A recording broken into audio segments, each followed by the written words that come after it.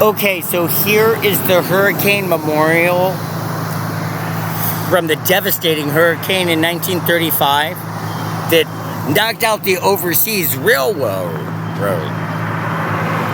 which you can still see remnants of what man built, which is crumbling. Now, think for a minute about the pyramids of Egypt. Those are 5,000 years old. They're not crumbling, are they?